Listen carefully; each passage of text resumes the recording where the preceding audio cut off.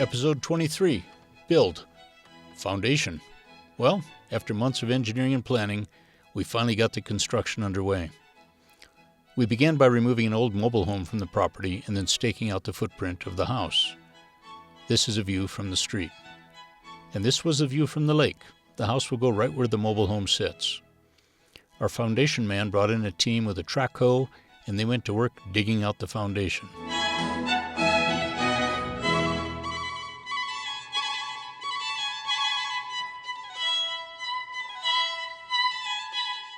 My well is to the side of the foundation, and we side drilled a hole to bring the well pipe under the foundation. We actually placed in a larger guide pipe and then pulled the actual flexible well pipe through the guide pipe after the foundation was completely poured. Concrete selection. My concrete guy recommended 4,000 psi versus the standard 3,000 psi concrete. Not that much more expensive, but a lot stronger. It just takes a little longer to set. First, we laid the outer foundation in the pads. The side pads would be much simpler if they were just one long, stronger pad, so that's what we did. We then placed styrofoam level with the top of the pads and placed our basement in-floor heat tubes. I also needed to place in the sump pump, lift station, and basement bathroom drains at this time. We also placed in a radon mitigation system. Time to pour the slab. Notice the plumbing drains sticking up on the right. Now it is time to pour the basement walls. We elected to use concrete insulated forms, SIFs, for the basement walls. These are placed like Lego blocks, and then rebar is laced throughout. You then fill the hollow structure with concrete.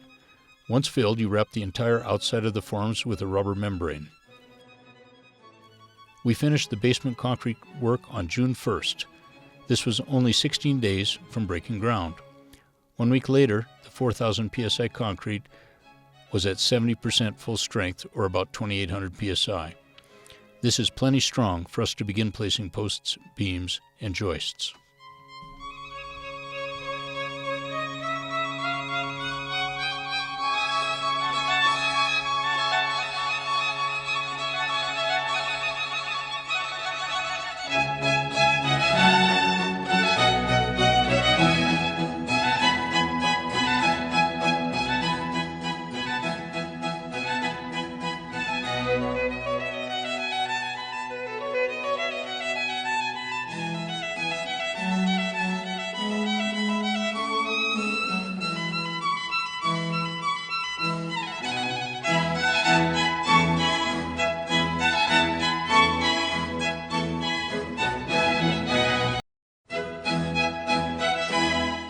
Episode 24, Build, Main Floor.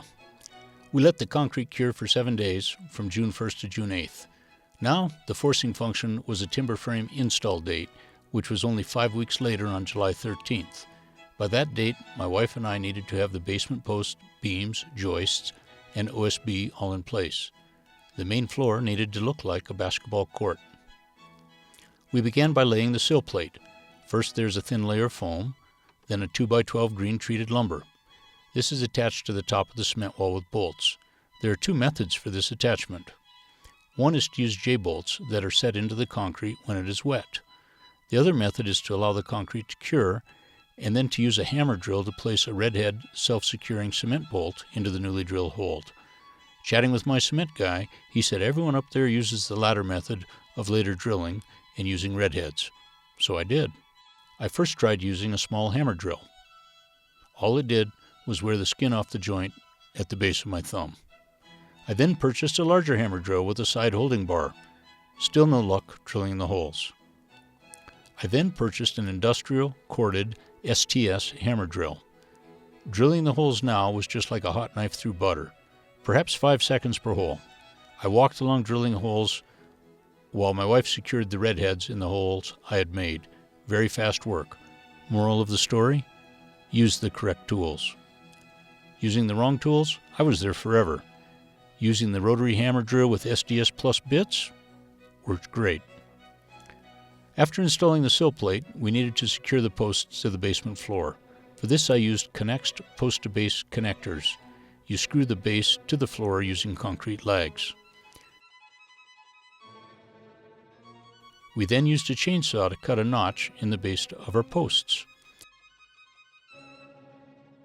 We placed the posts with the telehandler on the upright blade. Once the post is in place, you drill 2 to 3 holes through the post and blade and secure with metal rods. Link is in the comments below.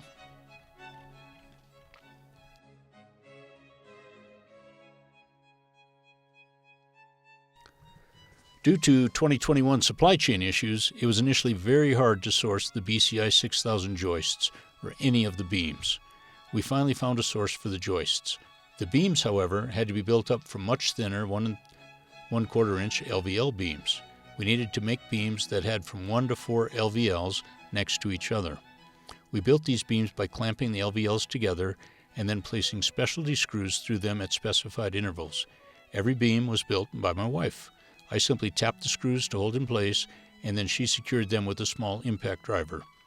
We marked the eventual joist hanger placement so that there would be no conflict. We then measured and placed all of the joist hangers onto the beams. The tool for this is a pneumatic palm nailer. It makes jobs like this a snap.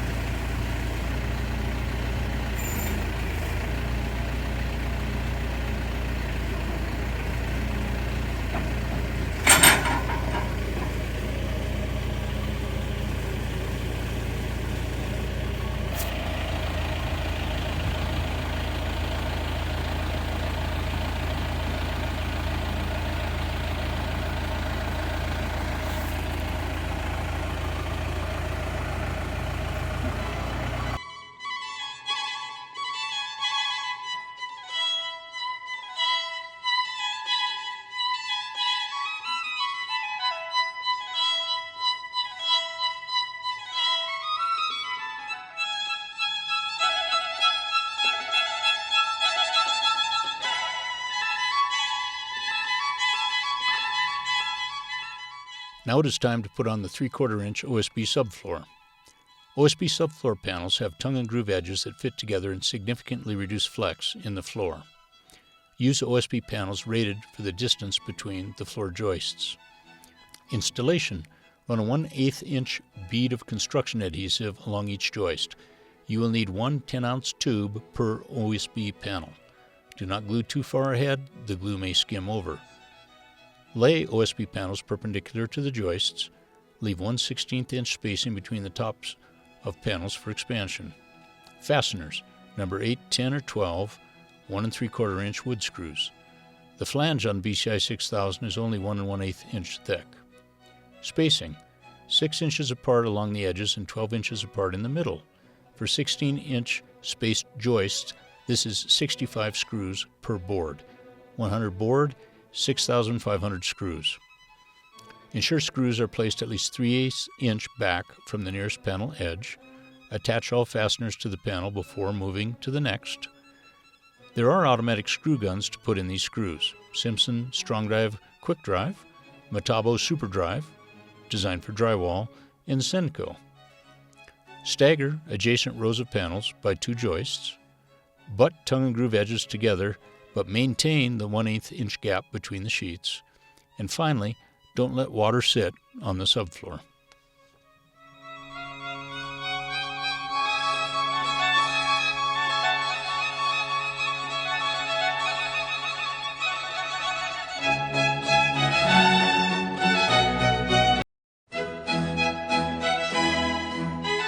Episode 25 Build, Timberframe.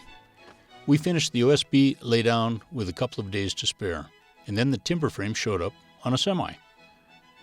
We used the telehandler to stage the segments of the Timberframe on the OSB main floor.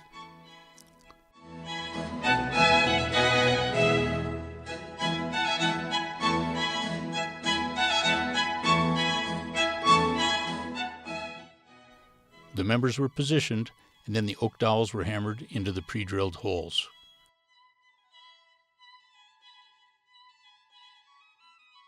Finally, it was time for the first rib to be raised. This is where the precise planning and construction meet. I needed to have the upright posts below the OSBs perfectly match where the timber frame supports were, or they would punch right through the OSB to the basement below. Through skill and cunning, I was able to be successful, and the posts lined up correctly.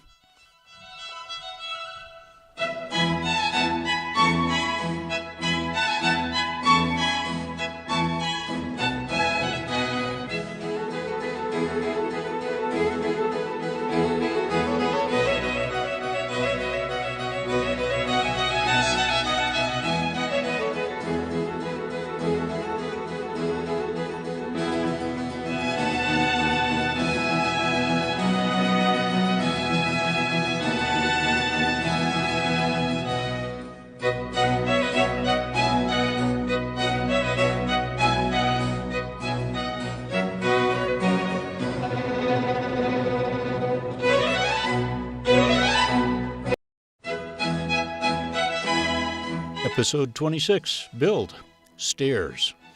I built the basement stairs outside and then moved them into the timber frame prior to closing up the outside. This was an easier way to work on them. I first built the landing that would go halfway up from the basement. I then set the stringers onto the floor and landing. I bolted them to the cement floor through the green-treated crossmember. Now it was time to lay the construction treads and risers.